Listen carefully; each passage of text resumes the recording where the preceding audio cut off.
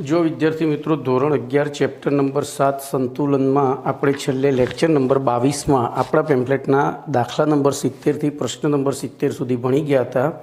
આજે lecture number 23 માં દાખલા નંબર ક્વેશ્ચન નંબર 71 થી આગળ વધીએ તો ક્વેશ્ચન નંબર 71 નું વિધાન આ રીતનું છે। ક્વેશ્ચન 71 બરોબર। હવે એનું વિધાન છે બફર દ્રાવણ એટલે શું ઉદાહરણ આપી સમજાવો। બફર દ્રાવણ એટલે શું ઉદાહરણ આપી સમજાવો। જોજો હવે આનું આ થિયરી કઈ રીતે જવાબ લખીશું તો બફર એ અફરનો સમાનાર્થી શબ્દ છે। તો જોજો અહીંયા હું થોડું બફર એટલે અફર એટલે કે ફરે નહીં તેવું, બસ આટલું યાદ રાખો। તો ધ્યાન રાખજો। હવે એની વ્યાખ્યા લખીએ તો બફર દ્રાવણમાં બફર દ્રાવણ તો માનવ શરીરમાં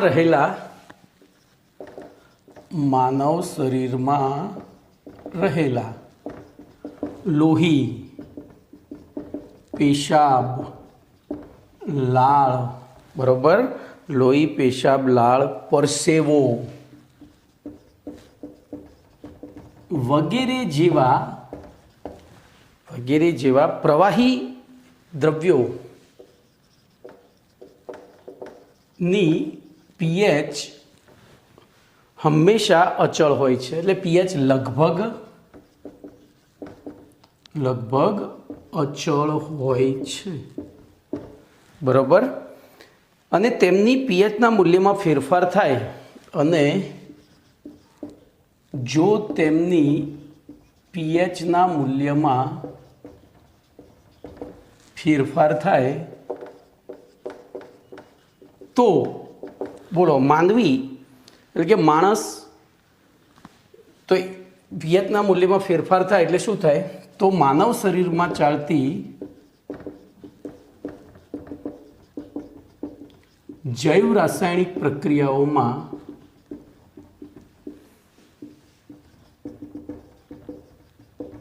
ખલેલ પડે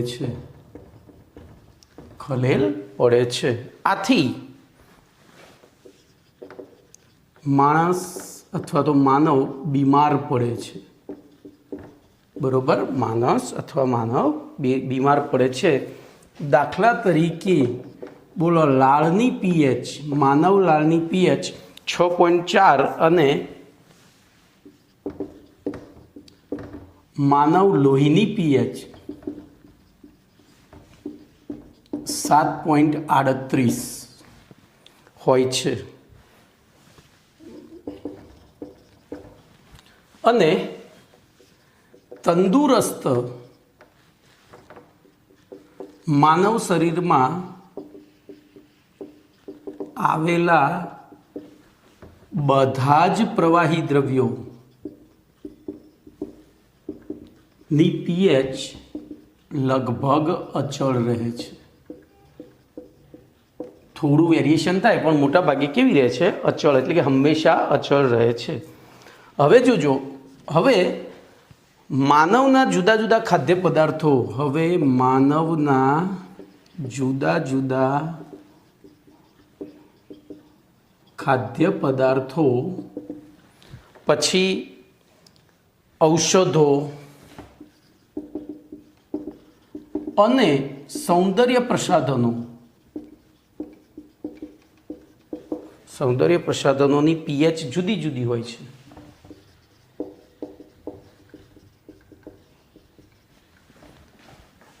છે। તેમ છતાં બોલો, તેમ છતાં એટલે કે અને માનવ તેનો ઉપયોગ કરતો હોવા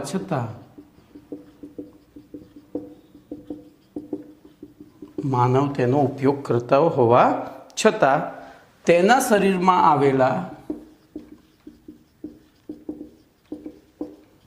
વિવિધ પ્રવાહી કે દ્રાવણ અવસ્થા ધરાવતા દ્રવ્યોની પીએચ અચળ રહે છે।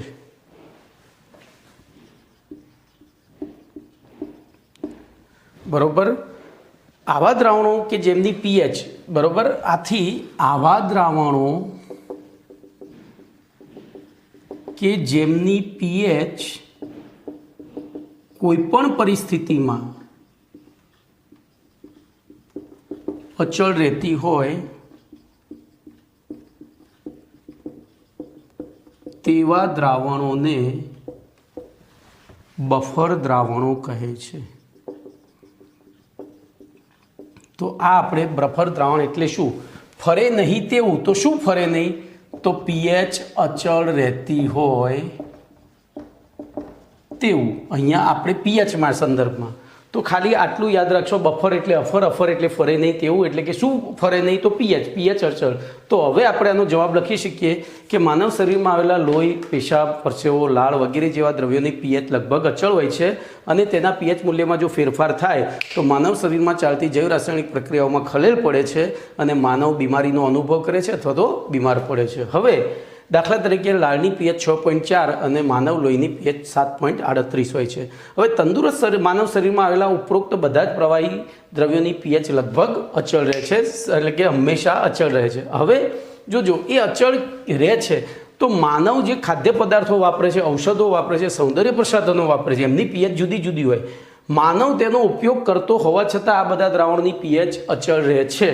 બરોબર, આથી આવા દ્રવ્યો કે જેમની પીએચ કોઈપણ પરિસ્થિતિમાં અચળ રહેતી હોય તેવા દ્રવ્યોને શું કહેવાય? બફર દ્રાવણ કહેવાય છે।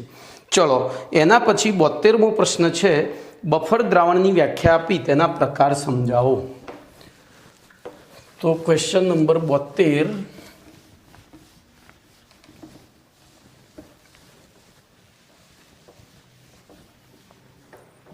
ક્વેશ્ચન નંબર 72, બોલો, બફર દ્રાવણની વ્યાખ્યા આપી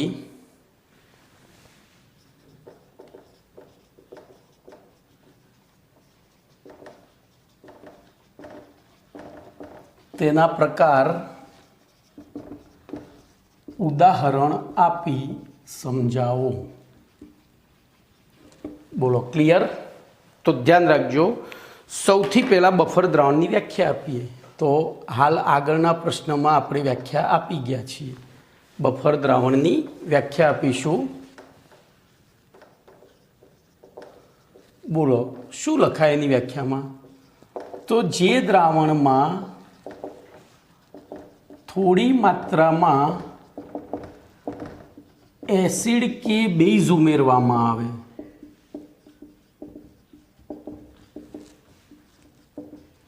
અથવા પાણી કૌંસમાં દ્રાવક ઉમેરી તેનું મંદન કરવામાં આવે તો પણ તે દ્રાવણની પીએચ અચળ રહેતી હોય તો તેવા દ્રાવણને શું કહે છે? તેવા દ્રાવણને કમ્પ્લીટ। હવે આને બીજા શબ્દોમાં લખવું જોઈએ, આ રીતે લખાય, અથવા કરીને જે દ્રાવણો તેમની પીએચમાં થતા ફેરફારનો પ્રતિકાર કરતા હોય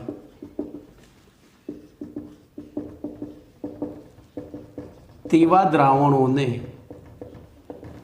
બફર દ્રાવણો કહે છે। બરોબર, જે દ્રાવણો તેમની પીએચમાં થતા ફેરફાર, દાખલા તરીકે એની પીએચ 6.5 છે સપોઝ, તો આપણે જો એસિડ ખાઈએ તો એ પીએચ ઘટવી જોઈએ, 6.5થી ઘટવી જોઈએ, પણ એ વખતે એ દ્રાવણ કઈ રીતે વર્તે? બેઝ તરીકે, એટલે પેલું વધારાના એસિડને ન્યુટ્રલ કરી દે। બેઝ ઉમેરીએ તો પીએચ વધવી જોઈએ, પણ એ વખતે એ દ્રાવણ કઈ રીતે વર્તે? એસિડ તરીકે। એટલે આ બધું ઉભય ગુણધર્મો ઉપર ચાલે છે। હવે બફર એસિડના 3 પ્રકાર છે। તો સૌથી પહેલાં બફર દ્રાવણના 3 પ્રકાર છે, એમાં હું 3 પ્રકાર ધ્યાન રાખજો, A, B અને C સાથે લખીશ। A, B, C સાથે લખીશ। તો એને કેમ મેં સાથે લખવાનો છું એ પહેલાં એ લખી અને પછી આગળ વધીએ. તો પહેલો પ્રકાર છે એસિડિક બફર દ્રાવણ. બરોબર. એ શેમાંથી બને?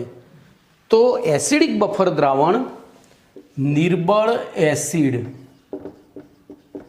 વત્તા એ જ નિર્બળ એસિડ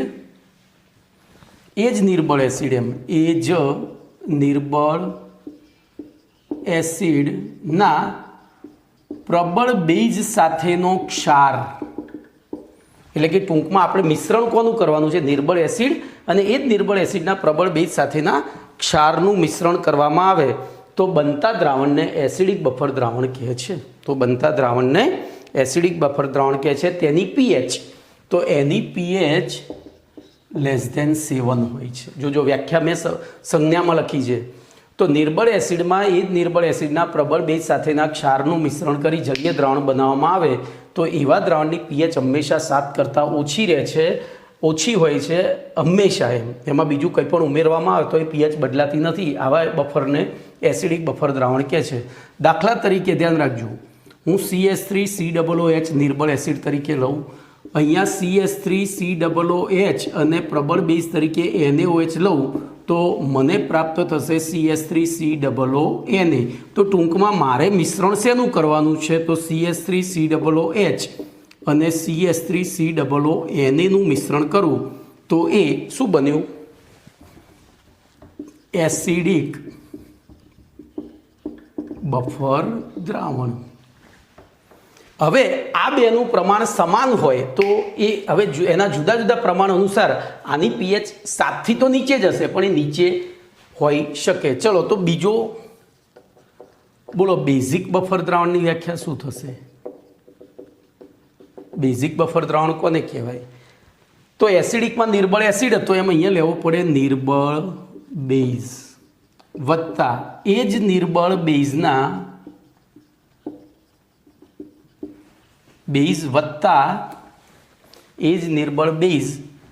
વત્તા એના કોઈ પ્રબળ એસિડ સાથેનો ક્ષાર વાપરવો પડે તો એની પીએચ ઓલવેઝ ગ્રેટર ધેન 7 હોય. તો એને તો હું દાખલા તરીકે નિર્બળ બેઝ તરીકે NH4 અથવા તો NH3 લઉં, પણ NH3 એના જલીય દ્રાવણમાં શું બની જાય? NH4OH. શું બની જાય? NH4OH વત્તા NH4OH વત્તા HCl. તો બોલો આમાંથી શું બનશે? NH4Cl. તો આપણે વાસ્તવમાં મિશ્રણ કોનું કરવાનું? તો NH4OH વત્તા NH4Cl અને આ બન્યું બેઝિક બફર દ્રાવણ. આ શું બન્યું? બેઝિક બફર દ્રાવણ. ચલો ત્રીજો પ્રકાર તટસ્થ બફર દ્રાવણ. બોલો આમાં શું કરીશું? તટસ્થ બફર દ્રાવણમાં શું કરીશું? તો એકચ્યુઅલી આપણે આગળ ભણી ગયા છીએ ઉભય ગુણધર્મી ક્ષારમાં. જો ક્ષારના 3 પ્રકાર હતા: એસિડિક ક્ષાર, બેઝિક ક્ષાર, તટસ્થ ક્ષાર અને ઉભય ગુણધર્મી ક્ષાર. એસિડિક ક્ષાર ક્યારે બનતો હતો? એસિડિક ક્ષારમાં પ્રબળ એસિડ નિર્બળ બેઝ હતું. બેઝિક ક્ષાર ક્યારે બનતો હતો? તો નિર્બળ એસિડ પ્રબળ બેઝ હતો. તટસ્થ ક્ષાર ક્યારે બનતો હતો? બે પ્રબળ હોય ત્યારે. અને ઉભય ગુણધર્મી ક્ષાર ક્યારે બનતો હતો? તો જ્યારે બંને નિર્બળ હોય. તો ધ્યાન રાખજો, નિર્બળ એસિડના અને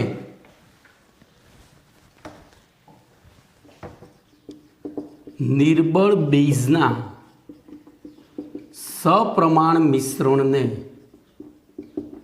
નિર્બળ એસિડ અને નિર્બળ બેઝના સપ્રમાણ મિશ્રણ કે જેની પીએચ હંમેશા કેટલી રહે છે? 7. એ 7 થી વધતી નથી કે 7 થી ઓછી થતી નથી, તેને તટસ્થ બફર દ્રાવણ કહે છે. બરોબર. તો એકચ્યુઅલી આ ઉભય ગુણધર્મી ક્ષારનું જલીય દ્રાવણ છે. આ વાસ્તવમાં ઉભય ગુણધર્મી ક્ષારનું જલીય દ્રાવણ છે.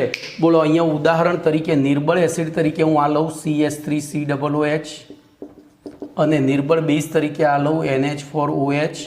તો આ થયું તટસ્થ બફર દ્રાવણ. આ શું થયું? તટસ્થ બફર દ્રાવણ. બોલો એના પ્રકાર પતી ગયા. અને એની પીએચ હંમેશા 7 હોય છે। તો તમારે આટલું લખવાનું છે। જો મેં અહીંયા ટૂંકમાં લખ્યું છે, તમારે વિગતવાર લખવાનું છે। ઓકે, તો પ્રશ્ન નંબર 72 પણ પૂરો થયો। હવે પ્રશ્ન નંબર 73ની વાત કરીશું।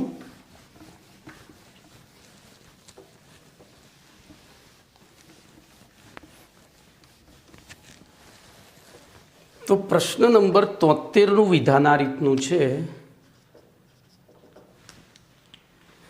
જાણીતી પીએચ ધરાવતું બફર દ્રાવણ બનાવવાની રીત સમજાવો। જાણીતી પીએચ ધરાવતું બફર દ્રાવણ બનાવવાની રીત સમજાવો। અથવા બફર દ્રાવણની પીએચ નક્કી કરવાનું, અથવા કરીને જોજો અહીંયા લખ્યું નથી, અથવા બફર દ્રાવણની પીએચ નક્કી કરવા માટેનું હેન્ડરસન હેસલબેક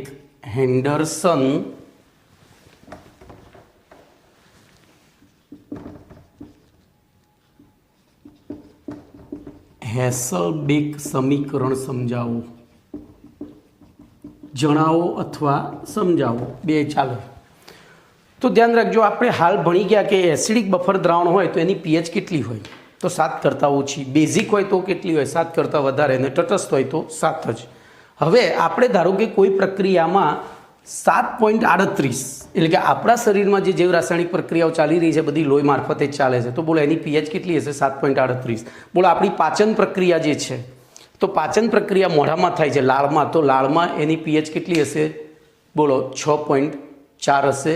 તો આપણે કૃત્રિમ રીતે ખોરાકનું પાચન કરવું હોય તો એ માધ્યમની પીએચ પણ કેટલી હોવી જોઈએ? 6.4। તો એ 6.4 પીએચ ધરાવતું બફર દ્રાવણ બનાવવું કઈ રીતે? 6.4 પીએચ ધરાવતું બફર દ્રાવણ બનાવવું કઈ રીતે? તો ધ્યાન રાખજો। હવે તો રસાયણ ઉદ્યોગમાં જૈવ રાસાયણિક પ્રક્રિયાઓ અને વૈશ્લેષિક રસાયણ વિજ્ઞાનમાં કેટલીક પ્રક્રિયા મિશ્રણની ચોક્કસ પીએચ કેટલીક પ્રક્રિયાઓ એ પ્રક્રિયા મિશ્રણની ચોક્કસ પીએચ મૂલ્ય થતી હોય છે। મેં હાલ કહ્યું એમ ખોરાકનું પાચન અથવા તો મેટાબોલિઝમ। હવે આવી પ્રક્રિયાઓ મિશ્રણોનું પીએચ મૂલ્ય ચોક્કસ જાળવવા માટે તેમાં ચોક્કસ જ્ઞાત પીએચ ધરાવતા બફર દ્રાવણોનો ઉપયોગ કરવો પડે। ચોક્કસ એટલે કે જ્ઞાત બફર દ્રાવણો, પીએચ ધરાવતા બફર દ્રાવણોનો ઉપયોગ કરવો પડે। અને આવા જાણીતી, તો જોજો અહીંયા પરિચયમાં તમારે ખાલી લખવાનું છે કે વિવિધ જૈવ રાસાયણિક અને વૈશ્લેષિક રસાયણની પ્રક્રિયાઓ ચોક્કસ પીએચ મૂલ્ય થતી હોય છે, અને આવા પ્રક્રિયા મિશ્રણનું પીએચ મૂલ્ય ચોક્કસ જાળવવા માટે તેમાં એટલી પીએચ ધરાવતા બફર દ્રાવણોનો ઉપયોગ કરવો પડે છે। અને આટલી ચોક્કસ પીએચ ધરાવતું બફર દ્રાવણ બનાવવા માટે હેન્ડરસન-હેસલબેક સમીકરણનો ઉપયોગ કરવામાં આવે છે। તો અહીંયા લખાય જાણીતી એટલે કે ચોક્કસ પીએચ ધરાવતું બફર દ્રાવણ બનાવવા માટે નીચે પ્રમાણે હેન્ડરસન-હેસલબેક સમીકરણનો ઉપયોગ કરી અને બનાવવામાં આવે છે।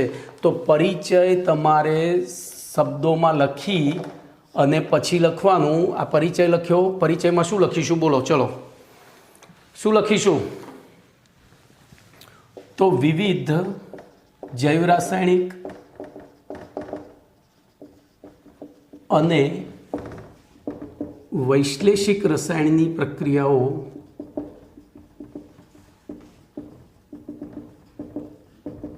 ચોક્કસ પીએચ મૂલ્યે થતી હોય છે।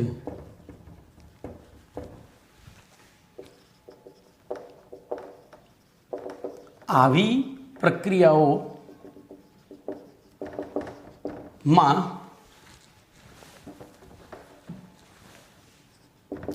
પીએચનું મૂલ્ય ચોક્કસ જાળવવા માટે એટલી પીએચ ધરાવતા બફર દ્રાવણોનો ઉપયોગ કરવામાં આવે છે। બરોબર છે। હવે ચોક્કસ પીએચ ધરાવતું બફર દ્રાવણ નીચે પ્રમાણે હેન્ડરસન-હેસલબેક સમીકરણની મદદથી બનાવવામાં આવે છે. બસ આટલું જ લખવાનું છે અને સીધું જ પછી સમીકરણ જે આપણે આપણા અભ્યાસક્રમમાં એ સીધું સમીકરણ છે કેવી રીતે આવ્યું એ આપણે તારવવાનું નથી, તો સીધું સમીકરણ લખી નાખવાનું છે. તો ધ્યાન રાખજો, સમીકરણ છે પીએચ બરાબર પીએચ બરાબર પીકે પ્લસ લોગ પીએચ બરાબર પીકે પ્લસ લોગ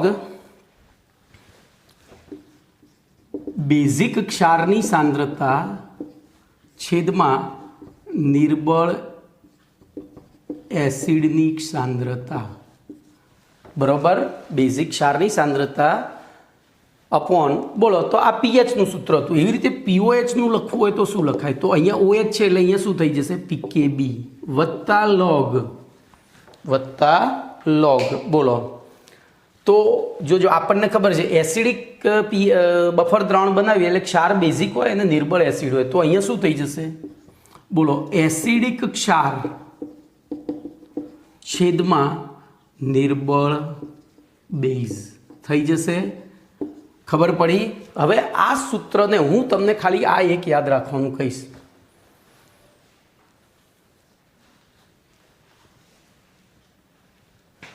બોલો આ સૂત્ર યાદ રાખો એટલે આ ઓટોમેટિક યાદ રહી જાય. આ યાદ રાખો, પીએચ હોય ત્યારે નીચે નિર્બળ એસિડ તો ઉપર બેઝિક ક્ષાર, તો પીઓએચ હોય તો ઉપર એસિડિક ક્ષાર ને નીચે નિર્બળ બેઝ અને અહીંયા પીકેબી. બોલો કઈ રીતે યાદ રાખશો આને? શું ટ્રીક બનાવશો? તો જોજો પીહુની જગ્યાએ પીહા, પકલો એટલે પીકે બરોબર. પકલો જોજો અહીંયા પક અને પકલોગ આ રીતે પીહા પક વત્તા લોગ અને પછી શું લખીશું? બોલો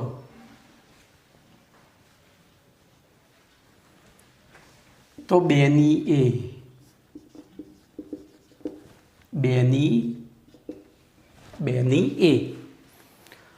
તો પીહા પકલોગ બેની બેક્ષા નીએ અથવા તો બેનીએ આ રીતે લખી દેવાનું. બેની એ પતી ગયું. પકલોગ તો પીહા પકલોગ, પીહા બરાબર પકલો બેની એ બરોબર. તો હવે સીધું આપણે યાદ રાખીએ કે પીહુ પકલાની બેની છે. પીહુ પકલાની બેની અથવા તો બેન છે. ખબર પડી? તો આ રીતે યાદ રહેશે. પીહુ એટલે પીએચ, પકલો એટલે પીકે લોગ.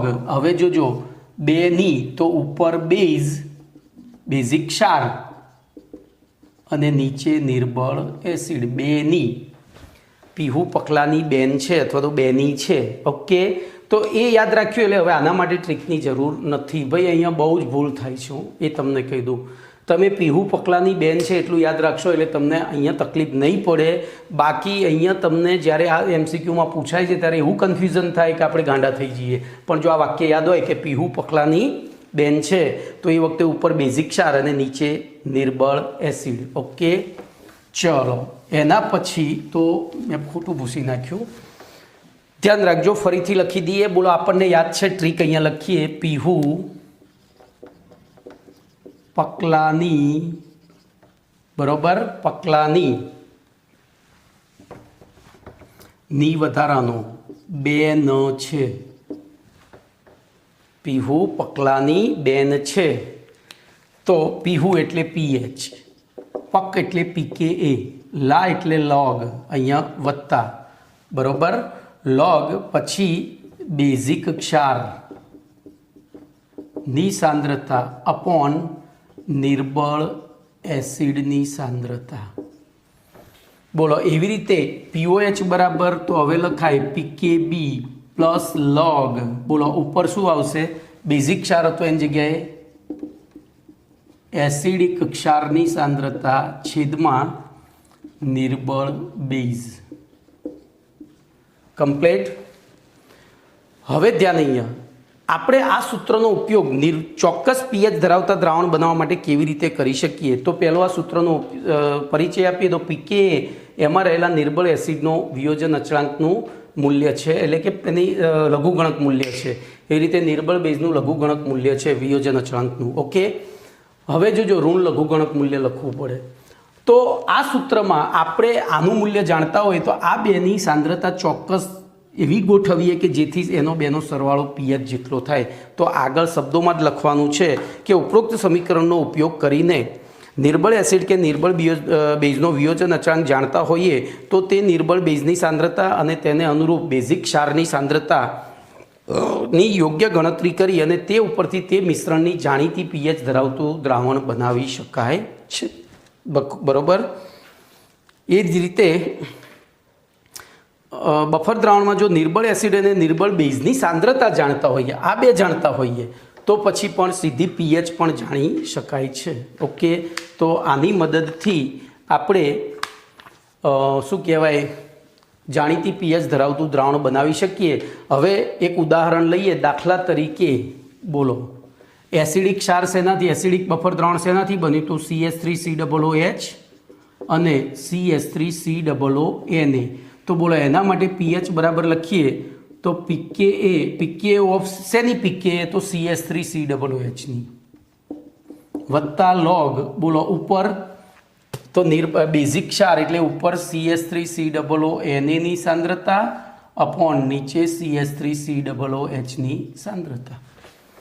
ચલો, એવી રીતે આપણે બેઝિક બફર દ્રાવણ લઈએ તો બેઝિકમાં શું હતું? બોલો NH4OH પ્લસ NH4Cl. તો એના માટે POH બરાબર શું થાય? તો પીકેબી શેનું? તો NH4OHનું વત્તા લોગ બોલો ઉપર શેની સાંદ્રતા આવશે? ક્ષારની. તો NH4Clની છેદમાં NH4OHની. બોલો આન્સર આવી ગયો. તો આ બે ઉદાહરણ લખી નાખવાના છે. હવે એક છેલ્લો આનો મુદ્દો બહુ મહત્વનો છે કે માનવ શરીરમાં કયા આયનોના બફર દ્રાવણો આવેલા હોય છે. એક એસક્યુ છે જે પૂછાઈ ગયો છે અને MCQમાંય પૂછાય છે કે માનવ શરીરમાં, એસક્યુ નથી, મેં એસક્યુ બનાવવાનું ભૂલી ગયો છું પણ હું અહીંયા બનાવી દઉં છું. બરોબર, તો આપણે એસક્યુ લખીશું. માનવ શરીરમાં કયા આયનો ધરાવતા બફર દ્રાવણો આવેલા હોય છે? માનવ શરીરમાં કયા આયનો ધરાવતા બફર દ્રાવણો આવેલા હોય છે? બોલો કયા આયનો ધરાવતા બફર દ્રાવણો આવેલા હોય છે? એવો પ્રશ્ન શું લખશો આમાં? તો એમાં યાદ રાખજો, સૌથી પહેલું HCO3 CO3 2 H2PO4. તો ટૂંકમાં બાયકાર્બોનેટ તો HCO3 પછી CO3 2 પછી H2PO4 અને HPO4 2. તો આ ચાર ઋણ આયનો ધરાવતા બફર દ્રાવણો આવેલા હોય છે. તો અહીંયા તમારો પ્રશ્ન નંબર 73 પૂરો.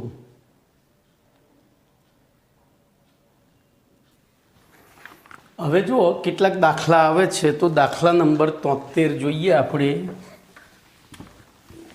તો દાખલા નંબર 73નું વિધાન N73. તો એસિટિક એસિડનો વિયોજન અચળાંક તો CH3COOH Ka બરાબર 1.8 × 10⁻5 તથા CH3COOHની સાંદ્રતા બરાબર એટલે કે C0.25 મોલર. પછી CH3COOHની સાંદ્રતા તો અહીંયા C0ની જરૂર નથી તો એ છે અહીંયા આપણે લખી દઈએ 0.25 મોલર હતી પહેલી અને આ 0.125 મોલર હોય તો બનતા એસિડિક બફરની તો એસિડિક આ બેના મિશ્રણથી બનતા એસિડિક બફરની પીએચ બરાબર કેટલા? ચલો શું કરીશું ભાઈ? તો પહેલું આપણે ટ્રીક બનાવી છે. ટ્રીક પ્રમાણે તો પીહુ પકલાની બરોબર બેન છે, પીહુ પકલાની બેન છે, એમાં અહીંયા બરાબર ને પછી તો પીહુ એટલે પીએચ, પકલો એટલે પીકે એ પક બરોબર, લા એટલે લોગ બરોબર, અને અહીંયા લોગમાં સ્મોલ આવે. બોલો બેઝિક ક્ષાર છેદમાં નિર્બળ એસિડ કમ્પ્લીટ. તો એના માટે આપણે જો આપણી પાસે આ બેની સાંદ્રતા છે, આ બેઝિક ક્ષારની સાંદ્રતા, સોરી અહીંયા એને આવશે, આ બેઝિક ક્ષારની સાંદ્રતા છે, આ નિર્બળ એસિડની છે. તો આપણે પહેલો પીકે શોધવો પડશે. તો બોલો અહીં પીકે બરાબર માઇનસ લોગ ઓફ કે એ બરાબર માઇનસ લોગ ઓફ કે એ આપણો 1.8 ગુણ્યા 10⁻5 છે બરાબર માઇનસ લોગ 1.8 વત્તા 5 લોગ 10 થાય. ખબર પડી? આ માઇનસ માઇનસ પ્લસ ને ગુણાકારનો તો પ્લસ થાય. તો માઇનસ હવે 1.8નો લોગ શોધીએ તો 1.8નો લોગ છે 0.2552, તો માઇનસ 0.2552 વત્તા 5 માઇનસ 0.25, તો તમારો જવાબ આવ્યો પ્લસ 4.7447. આને A1 કહેવો પડે. ચલો હવે એ કિંમતો અહીંયા મૂકીએ તો 4.7447 વત્તા લોગ બોલો ઉપર બેઝિક ક્ષારની સાંદ્રતા એટલે 0.125 છેદમાં 0.25 બરાબર બોલો 4.7447 વત્તા લોગ બોલો અહીંયા 1/2 થઈ જાય અને 1/2 એટલે 0.5 થાય. ચલો એવું નથી કરવું તો આપણે આમ નામ રાખીએ 47 વત્તા લોગ 1 માઇનસ લોગ 2 લખાય બરાબર. તો 4.7447 વત્તા લોગ 1ની વેલ્યુ 0 અને આ માઇનસ 0.3010, તો 4.7447 માઇનસ 0.3010, તો તમારો ફાઇનલ આન્સર આવશે 0.4436. 4.4436 આન્સર પતી ગયો. તો આ રીતે દાખલો ગણવાનો છે બરાબર. ચલો એના પછી 74મો દાખલો જોઈએ.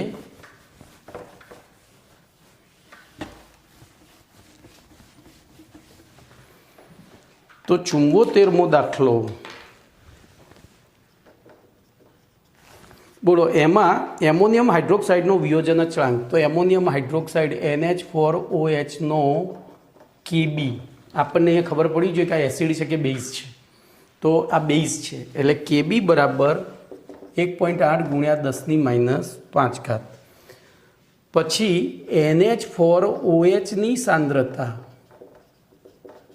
બરાબર 0.125 મોલર અને NH4Cl ની સાંદ્રતા બરાબર 0.25 મોલર. તો પીએચ શોધવાની છે. જોજો અહીંયા થોડી કસરત વધારે છે, અહીંયા કસરત વધારે છે. બોલો પહેલું તો આપણે ટ્રીક જ લખીએ. બોલો પીએચ બરાબર, અરે ટ્રીક લખવાની હતી સોરી. તો પીહુ બરાબર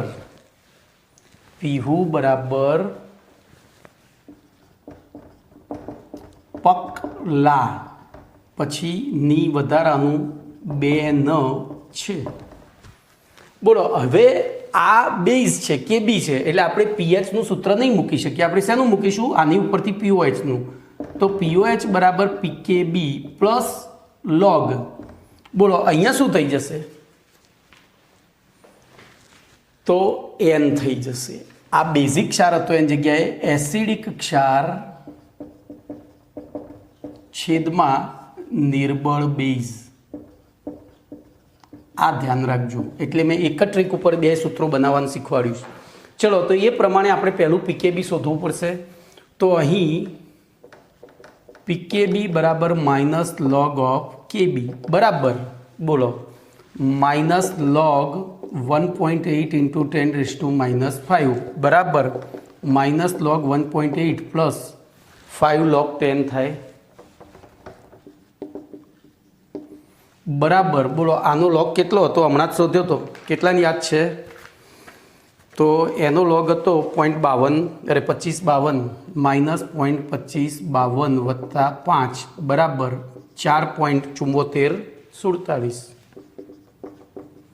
બોલો આન્સર 1 આવ્યો હવે એ કિંમત અહીંયા મૂકીએ તો 4.7447 વત્તા લોગ બોલો એસિડિક ક્ષાર આ છે અને આ નિર્બળ બેઝ છે તો 0.25/0.125 બરાબર 4.7447 વત્તા લોગ 2 થયું તો 4.7447 વત્તા 0.3010 થયા તો બેનો સરવાળો કરીએ તો 5.0457 આવે છે આને કહેવાનો આન્સર નંબર 2 આ શું આવી POH અને તેથી pH બરાબર 14 માઇનસ POH તો 14 માઇનસ 5.0457 તો તફાવત તમારો આવે છે 8.95 તો આન્સર 3 બોલો કમ્પ્લીટ તો આ રીતે દાખલો ગણાય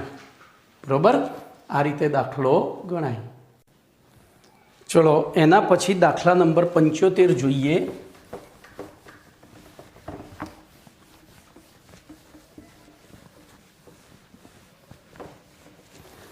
તો દાખલા નંબર 75 નું વિધાન છે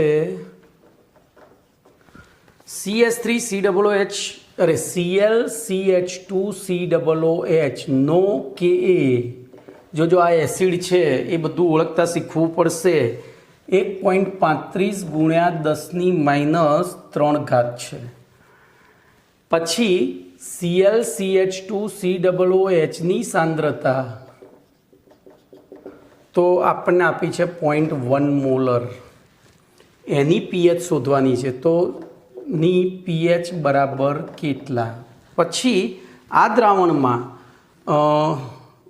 ClCH2COONA ની સાંદ્રતા બરાબર 0.1 મોલર જ છે ઉમેરવામાં આવે ત્યારે બનતા જોજો બફર દ્રાવણ કેમ ભાઈ આ સીધી આની pH હતી પણ આ નિર્બળ એસિડ છે અને આ નિર્બળ એસિડનો પ્રબળ બેઝ સાથેનો ક્ષાર છે તો બફર દ્રાવણની pH બરાબર કેટલા બોલો શું કરીશું તો સૌથી પહેલાં ધ્યાન અહીંયા રાખજો સૌથી પહેલાં આપણે આ દ્રાવણની pH શોધી કાઢીએ બોલો નિર્બળ એસિડના જલીય દ્રાવણમાં તો અહીંયા લખાય નિર્બળ એસિડના જદ્રામાં બોલો H3O પ્લસની સાંદ્રતા બરાબર અંડરરૂટ કાકો સૂત્ર આપણે ભણી ગયા છીએ H3O પ્લસની સાંદ્રતા બરાબર અંડરરૂટ કાકો ભણી ગયા છીએ બરાબર અંડરરૂટ બોલો કા કેટલો છે 1.35 ગુણ્યા 10⁻³ ઇન્ટુ C0.1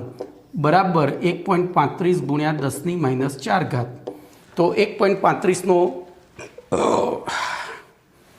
વર્ગમૂળ શોધીએ તો 1.16 થાય છે બોલો 10⁻². આ આન્સર 1 આ શું શોધ્યું આપણે અને હવે pH બરાબર -log ઓફ H3O પ્લસ બરાબર -log 1.16 ગુણ્યા 10⁻² બરાબર -log 1.16 વત્તા 2 log 10 બરાબર બોલો 1.16 નો લોગ કેટલો આવે છે તો 0.0645 0.645 વત્તા 2 બરાબર 1.94 આ શું આવી ગઈ તો પહેલો જવાબ આવી ગયો આન્સર 2 એટલે આપણે ટીક કરવાનું કે આ જવાબ આવી ગયો હવે બોલો હવે શું કરવાનું છે તો પેલી ટ્રીક પ્રમાણે આપણને ખબર છે કે એસિડિક બફર દ્રાવણની તો એના માટે પહેલો પીકે કારણ કે પીહુ પકલાની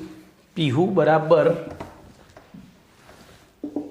પકલાની 2 છે તો એ પ્રમાણે આપણે અહીંયા લખીએ pH બરાબર pKa વત્તા log બોલો બેઝિક ક્ષારની સાંદ્રતા છેદમાં નિર્બળ એસિડની સાંદ્રતા તો એ સૂત્ર પ્રમાણે હવે આ ટ્રીક હું કાઢી નાખીશ, એ તો આપણે રફમાં જ લખવાની છે. તો એ પ્રમાણે મારે પહેલું પીકે જોઈશે. તો બોલો આનો પીકે, તેથી ClCH2COOH નો પીકે બરાબર માઇનસ લોગ ઓફ કે. તેથી પીકે બરાબર માઇનસ લોગ 1.35 ગુણ્યા 10⁻³ બરાબર માઇનસ લોગ 1.35 વત્તા 3 log 10. અને તેથી પીકે બરાબર બોલો 1.35નો લોગ કેટલો થાય? તો 0.130. તો આગળનું ચિહ્ન એમને એમ રાખી 0.130 વત્તા 3 બરાબર 2.87 થયું. તો 2.87 આ તમારો આન્સર 3 બરાબર. અને હવે આ સૂત્રમાં કિંમત મૂકીએ તો 2.87 વત્તા લોગ બોલો બેઝિક ક્ષાર, આ બેમાં બેઝિક ક્ષાર કયો છે? આ. તો એની સાંદ્રતા 0.1 છેદમાં પહેલાંની પણ 0.1 એટલે કે 2.87 પ્લસ log 1, પણ log 1 શું થાય? 0. તેથી pH બરાબર 2.87, આન્સર 4. પતી ગયો દાખલો. ખબર પડી ગઈ? આ રીતે દાખલો ગણીએ તો કોઈ તકલીફ પડે નહીં. બરોબર.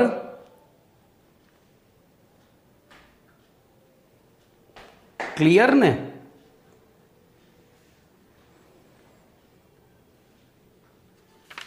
અહીંયા થોડી છાપવાની ભૂલ છે ભાઈ. ના બધું એક જ મિનિટ હો. જો એમાં છેલ્લે થોડી છાપવાની ભૂલ છે, સુધારી દેજો. અહીંયા કોપી પેસ્ટમાં ભૂલ કરી છે ને આ સ્ટેપમાં, એટલે તમે જોઈને સુધારી દેજો. બરાબર. ચલો એના પછી આગળ જોઈએ. તો પદાર્થની જળ દ્રાવ્યતા સમજાવી તેને અસર કરતા પરિબળો જણાવો. જો મસ્ત પ્રશ્ન છે, આખા કેમેસ્ટ્રીમાં ગમે ત્યારે કામમાં આવશે. તો ધ્યાન રાખજો. પ્રશ્ન નંબર 74.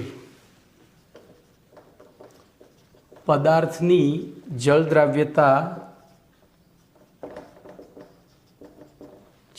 સમજાવી તેને અસર કરતા પરિબળો સમજાવો અથવા જણાવો. જો હું લખું છું MIMP, મોસ્ટ IMP, GNET માટે. બરોબર. તો ધ્યાન રાખજો. વિવિધ પદાર્થોની પાણીમાં દ્રાવ્યતાનો આધાર. તો વિવિધ પદાર્થોની પાણીમાં દ્રાવ્યતાનો આધાર તે પદાર્થની લેટાઈસ ઉર્જા, જેનું મૂલ્ય ધન હોય છે. ભાઈ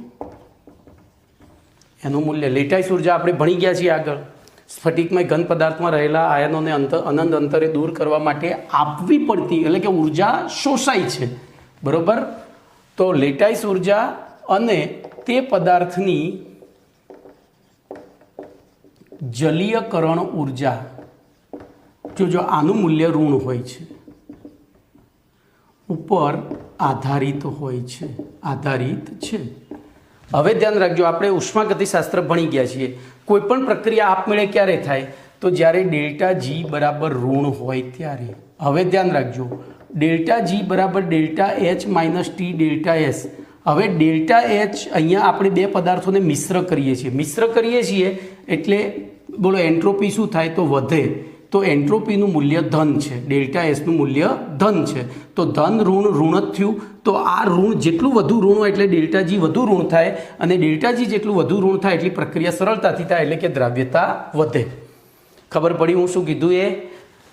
તો ધ્યાન રાખજો, અહીંયા આ મૂલ્ય ધન છે, આ મૂલ્ય ઋણ છે, અને એ બેનો સરવાળો જેટલો વધુ ઋણ થાય એટલું ડેલ્ટા જી બરાબર delta H minus T delta S. અહીંયા ટી ડેલ્ટા એસનું મૂલ્ય ધન છે, પણ આગળ ચિહ્ન ઋણ છે, એટલે બોલો આય ઋણ થયું, આય ઋણ થયું, અને બે ઋણનો સરવાળો ડેલ્ટા જી શું થાય? ઋણ. અને ડેલ્ટા જી ઋણ હોય તો પ્રક્રિયા આપમેળે થાય, એટલે કે દ્રાવ્યતા વધારે હોય. તો હવે આપણે આગળનું વિધાન શું લખીશું? બોલો. અહીં પદાર્થની લેટાઈસ ઉર્જા કરતાં એટલે કે ધન મૂલ્ય કરતાં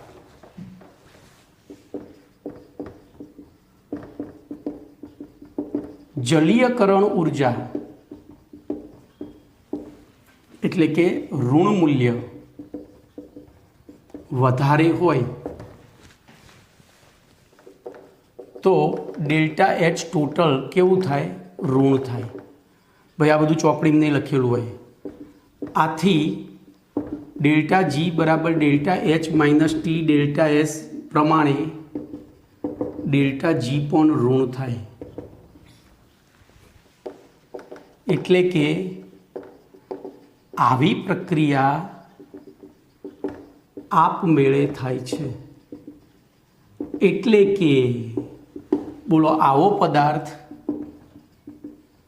પાણીમાં સરળતાથી દ્રાવ્ય થાય છે. ચલો હવે તો જે પદાર્થ માટે લેટાઈસ ઉર્જાનું મૂલ્ય ઓછું ધન અને જલીયકરણ ઉર્જાનું મૂલ્ય વધુ ઋણ હોય તેવા પદાર્થોની દ્રાવ્યતા વધુ હોય છે અને આ બે મૂલ્યોનો તફાવત વધે તેમ દ્રાવ્યતા વધે છે. જોજો, તો અહીંયા તમને તુલના કરવામાં તો પહેલું આપણે લેટાઈસ ઉર્જા અને જલીયકરણ ઉર્જાના આધારે દ્રાવ્યતા સમજાવી છે, બરોબર. તો તફાવત વધે તેમ દ્રાવ્યતા વધે છે. હવે બીજું તો બીજી દ્રાવ્યતાને અસર કરતા પરિબળ છે દ્રાવ્ય અને દ્રાવકની પ્રકૃતિ. તો એ આપણે 12મા ધોરણમાં અને 11મા પહેલા પાઠમાં ભણી ગયા હતા. બોલો, પહેલું તો ધ્રુવીય પદાર્થો ધ્રુવીય દ્રાવકમાં દ્રાવ્ય થાય. પછી અધ્રુવીય પદાર્થો અધ્રુવીય દ્રાવકોમાં દ્રાવ્ય થાય છે, બરોબર. પછી ત્રીજું, મોટા ભાગના આયનીય સંયોજનો પાણીમાં દ્રાવ્ય થાય છે. અને ચોથું, OH સમૂહ ધરાવતા પદાર્થો પાણીમાં દ્રાવ્ય થાય છે. તો આટલું તમારે લખવાનું છે, બરોબર. અને પછી એક ઉદાહરણ આપી દેવાનું. દાખલા તરીકે NaCl એ ધ્રુવીય પદાર્થ છે. દાખલા તરીકે NaCl, તો NaClમાં Na+ ને Cl- છે, એટલે ધ્રુવીય પણ છે અને આયનીય પણ છે. એટલે એ પાણીમાં દ્રાવ્ય છે, પણ એ અધ્રુવીય નથી. એટલે બેન્ઝીનમાં કેવો છે? અદ્રાવ્ય છે. કેવો છે? અદ્રાવ્ય છે. તો આ રીતનું તમારે લખવાનું છે, બરોબર. તો અહીંયા સુધી રાખીએ છીએ. બીજું નેક્સ્ટ લેક્ચરમાં ટાઈમ થઈ ગયો છે.